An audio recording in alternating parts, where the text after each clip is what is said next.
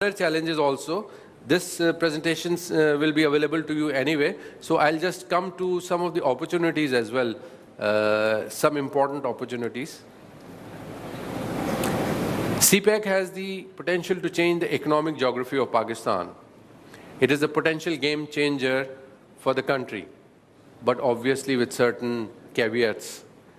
And infrastructure development would result in a boost for private sector industry and would benefit the various segments like cement, construction, and tourism, etc. Obviously, we will have lots of, and then the potential to generate significant revenues for government and banking sector will be there. Then minimize electricity deficiency to zero and potential for significant new employment opportunities. So when you have the deficit on electricity brought to zero, a lot of industrial activity will increase. So hopefully it will have a positive impact on our GDP. And then increased presence of Chinese banks and expansion of foreign banks obviously will benefit our banking sector as well. So they will be able to actually exchange ideas with them and will be able to bring their technological development and digital transformation to their level over a period of time. If the Pakistani banks grab the opportunity proactively, then CPEC can be a major driver of their growth over the next medium to long term. And there is some indication or estimation that in the next 5 to 10 years, their profitability might double or even go more. But again, it is dependent on their involvement in the CPEC projects financing. And I understand that at least the larger banks have already entered into various agreements with the ICBC particularly, which is there. And they're actually working with them in using the Pakistani banks. So hopefully the Pakistani banks will have these opportunities. Enhanced security due to mutual defense cooperation with China, that is very important, because the previous presenter, Mr. Helmut, he did mention that security is a major issue. So if the Chinese are coming into Pakistan, then obviously they will take care, and obviously we have a large number of armed forces which are being deputed for the security of the whole CPEC. So the security situation in the country has improved, and CPEC is a testament to that. And it will further improve as the CPEC projects continue to actually advance in the next 10 to 15 years.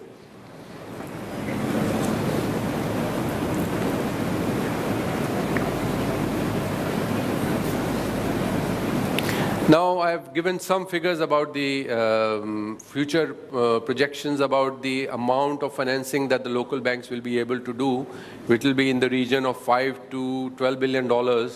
So if those actually type of project financing realize, then obviously it will be good for the local banking industry.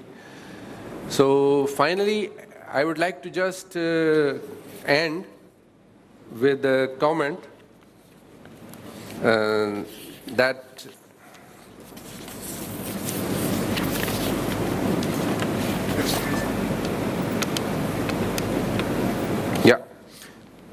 the bottom line is that CPEC has the potential to benefit whole economy and the financial sector. However, we need more information to understand how this vision will be realized. और आखिर में उर्दू में ज़िंदगी Chinese film की तरह है, हो गई है, बस देख रहे हैं लेकिन समझ नहीं आ रही. Thank you very much.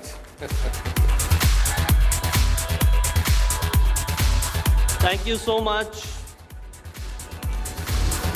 Amir Jameel, for enlightening us about the CPEC and the implications around it. I think we have had 2 great TED Talk sessions on CPEC, and now it's time to jailbreak from some of the housekeeping rules. So how's about I ask every one of you to take out your cell phones And those of you who have downloaded the CFO Conference app, if I can request all of you to take out your cell phones, it's time for the audience poll. Having heard about CPAC, now it's time to find out how many of you think CPAC is going to, whether you think it's going to be something positive or something not so positive for this country. The poll closes in the next 15 minutes. So please poll and let us know your choice.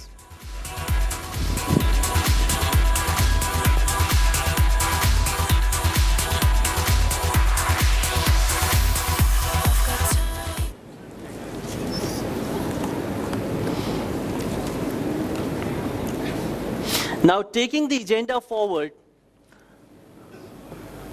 we have some concurrent sessions planned. And I understand there's some of you who have pre-registered for the cybersecurity session. How many of you have pre-registered for the cybersecurity session? Can we have a show of hands, please? Okay, all those of you who have registered for the cybersecurity sessions and have gotten the SMS confirmations, you are requested to please proceed to ballroom A and B, where Mr. Saad Kalia is supposed to conduct the roundtable session. All those who have registered for the cybersecurity session, you are requested to proceed to ballroom A and B. We are having a concurrent session where those of you who have been interested in cybersecurity, finding out about cybersecurity, need to proceed. If I can request all of those who have registered to proceed to ballroom A and B. Okay, moving forward. On the logistics front, we have Brigadier Syed Kausar Hussain Shah to brief us about what is in store for us in terms of the infrastructure and logistics for CPAC. If I can request you, sir, to come and brief us about it. Can we clap for Brigadier?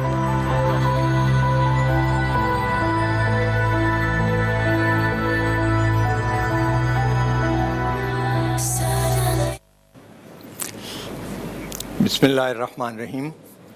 Distinguished guests and honorable participants, it's my proud privilege to stand here today in front of you to explain something about CPAC logistics. I know that it's quite late during the day, but I'm sure my presentation would be quite brief and quick.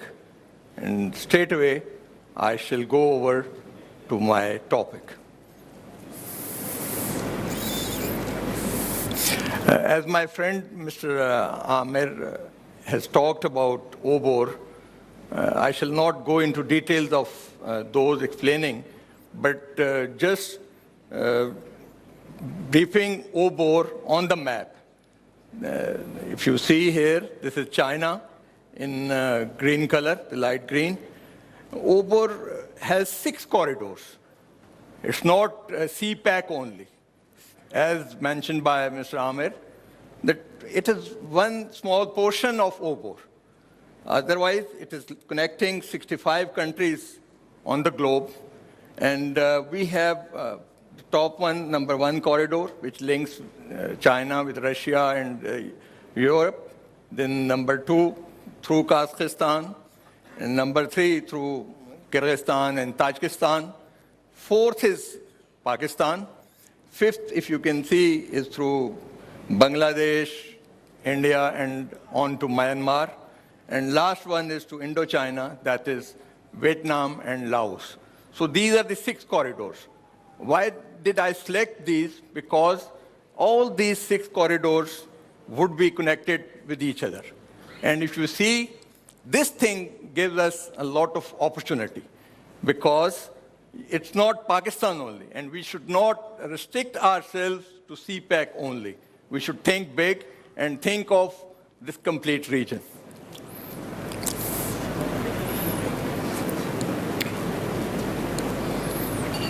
Can I have next slide? Now, why do we say that CPAC is something different? What I realize is that CPAC is a pipeline. and a pipeline has flows going through it. The pipeline throughput should be predicted mutually because it's a mutual affair. It's not one-handed or single affair that Pakistan has to do something. No, it's all stakeholders who have to participate in this mutual prediction, and then they have to agree upon the principles, the policies, the rules and regulations, what all is to be done, and only then this flow will move forward. Now, what I see is that it should be enhanced within Pakistan by value addition and then plugged into the pipeline for onward transmission to or from China and rest of the world for mutual benefit of all the stakeholders. It should be secured from the threats. Mr. Amir has talked about security. Of course, this pipeline would only work, would only function if it is secured from the outside threats and even the inside threats.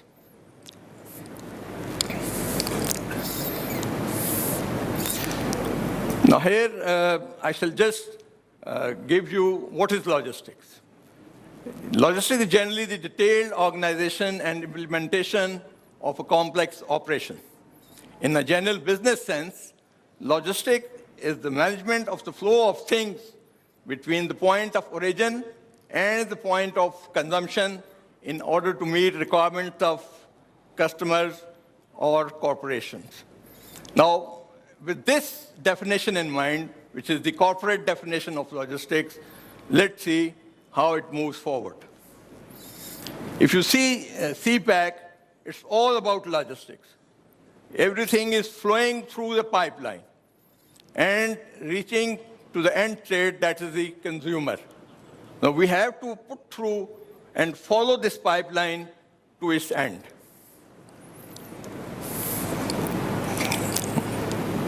Next, please. Now, there are few principles which guide quality of logistic services.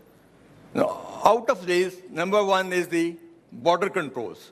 As we know that border controls play a major role in inter-region movement, inter-country movement, and the tariffs, the policies, the regimes, the international regimes which we follow, all matter and bank upon the border controls. And then security and safety itself, again, depends upon the border controls. How good we are, it should not create hurdles. Rather, it should facilitate the trade instead of creating hurdles at the borders. Next is the infrastructure. We have talked a lot, my friends have talked a lot about infrastructure, that is road, bridges, railways, air, communication infrastructure, everything included in the infrastructure. Then the competitive cost. That is very important, and especially in case of CPAC, because you know the Chinese products, you know the world where it is going, you know the capacity of the Chinese people and the industry. So we have to cut our costs in logistics to match the challenge. Tracking and monitoring, whatever is moving inside Pakistan should be monitored, should be tracked. It is from the security point of view, it is from the point of view of facilitating the traders, facilitating the business community, and I would say even door-to-door logistics. Tracking and monitoring plays an important role in logistics. And the timeliness, of course, if you get your products in time, and these are predictable, that okay, it will take a week, a month, you can prepare yourself for the future scenarios, for the next coming events. So timeliness is again very important in logistic services. Next, please. Now, instead of going first for the challenges, I have gone first for the opportunities, which are available to the logistic companies, to transport sector, all those. First is freight forwarding. If you can see at the top, freight forwarding has a lot of opportunity in CPAC. And we have to work for this in not an old-fashioned way. We have to adopt new ways and manners and matters to improve upon freight forwarding. Next is sea and dry port operations. Of course, it's linked with the freight forwarding, but we have to be very efficient in dry port operations. We have to be competitive. We have to be within cost factor. Cross-border movement and domestic logistics, as you see, it requires better transport. It requires better policies. It requires compilation of international regimes and following the international regimes. And then we have to improve upon domestic logistics also, that inside Pakistan, which will have warehousing and value addition. If you don't have enough warehouses, how to store the thing? It's not just the transit trade. My friend Mr. Amir was talking about that $75 billion a year. In my personal view, transit trade is not CPAC. Please remember. It has to be something else.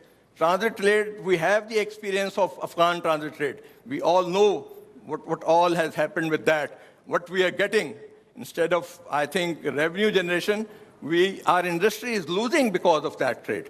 So here again, we should be very mindful of value addition in transit trade. Transit trade should be the last priority.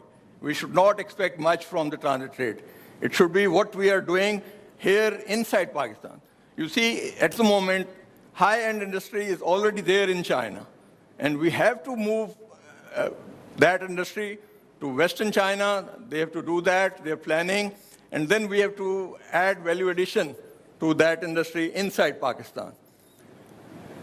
Oil and gas pipelines. Of course, China is the highest energy required country. They require a lot of energy for their products, for their business, for their industry, everything. So these oil and gas pipelines would be laid in future, and these are the future plans, because transportation of oil through road is very, very expensive. It's not cost effective at all, until unless we have pipelines through Gwadar and Karachi up till Kashgar in China and then rest of the country. Railways, of course, is another mode of transport. We all know that the most cheapest way of transportation is sea. We know that. I'll give you the challenges in CPAC in the next slide in CPAC, in the sea mode. But second is railways. And then it comes the road, and last is the air. So we have to develop railway lines. At the moment, government is working on this, and the $5 billion which have been added to CPAC, $46 billion initial investment, is kept for railways improvement. And we are planning to dualize the entire railway line, the main line 1 in Pakistan, and then taking it from Havelian to Kashgar via KKH or through the KKH, and the other option is through Chitral. So we need to improve railways to improve upon the logistic. Next, please. Now here come the challenges of CPAC logistics. If you see at the top, Karachi Highway. This itself is the biggest challenge because it remains closed for 3 to 4 months in a year. So no business can be undertaken if you don't have a road link for 3 to 4 months in a year. What will be done? So the major hurdle or the challenge we have to overcome at government level is opening up Karachi Highway throughout the year. Second is the border control. If you see, this gate is the Chinese gate at Punjab, and we on our side do not have anything here at Punjab. The first checkpoint or the custom station is at Sust, which is 80 kilometers inside Pakistan. So we need to develop something at Punjab, which we as NLC are working, and then facilitate the border controls, facilitate the trades, facilitate the pedestrian movement, the tourism. All has to be done at the border controls. Vehicles for all weather and terrain. Gentlemen, at the moment, our vehicles are not capable of climbing up till 16,000 feet above sea level of those heights which are there in Punjab, carrying loads and carrying the trailers, the containers, 45 feet or the 60 feet containers. At the moment, we're just going by 20 feet container. So we need to have better powered transport and better facilitated transport. TIR, CARNET, and other conventions. Now, TIR, we are now the signatories of TIR convention and regime, and there are others also which we have signed, but our transport sector is not, okay. But our transport sector is not aligned to these conventions. They are not compliant to these requirements. So we need to make sure that our vehicles, our trucks are compliant TIR conventions. Domestic trucking policy, we need to review this. Security, of course, it is the, I think, mainstay of CPAC, and Army and police and rangers, everyone is geared up towards this aspect. Development of Gwadar is, ladies and gentlemen, another major challenge. Gwadar is not ready at the moment to take on huge load of CPAC. It is short of energy, the electricity, the drinking water, the other potable water, the road infrastructure, the hotel industry, you name anything. There's nothing at the moment at Gwadar, although they have good plans, but still they are far away from that. Skilled manpower, it doesn't need any explanation. Until and unless we have skilled manpower, we cannot match the Chinese industry. As people say that it's like East India Company, we have been hearing about that. I say it's not East India Company. We have to match those people by scale, by industry, by our trade facilities and policies to match those challenges. And last is the mindset and the cultural change. This has to be brought in. We know from our experiences that wherever Chinese have gone in this world, they have established Chinatowns, they have established their own cultural and heritage things. We have to be mindful of those things. We have to prepare ourselves. We have to earmark the areas for those things. We have to cater for their requirements and side by side protect our society also, our cultural heritage also. So that is, again, a big challenge. Next, please. And the key factors for success of CPAC logistics is the cost, timeliness, security, and reliability. Next, please. Gentlemen, I have taken help of this map. If you see China, their entire industry is located on the east or the center, mostly on the eastern coast. That is Shanghai, Guangzhou, and those areas, Hong Kong, and all those. The region which links Pakistan is Xinjiang, the Kashgar or the Urumqi area, if you see. This is devoid of industrial base. It just has the raw materials. So, at the moment, the sea route you can see is marked in the blue from Shanghai through Strait of Malacca and down South Sri Lanka to Karachi and Gwadar, Dubai, and Europe through the Red Sea. Now, this route, you see the distance in kilometers, days it takes, and average cost, we have taken not today's cost, but average cost it takes. So it is a cheaper route as seeing from here. But time is much more when we compare with it. Next, please. Next click. Now, CPEC route. Just see that if any product has to move from Shanghai to Kashgar, it has to travel about 5,000 kilometers inside China. Who will bear this cost? What will happen? So it is quite expensive, and if you see the cost from Shanghai via road to Gwadar and Karachi, it is over $10,000.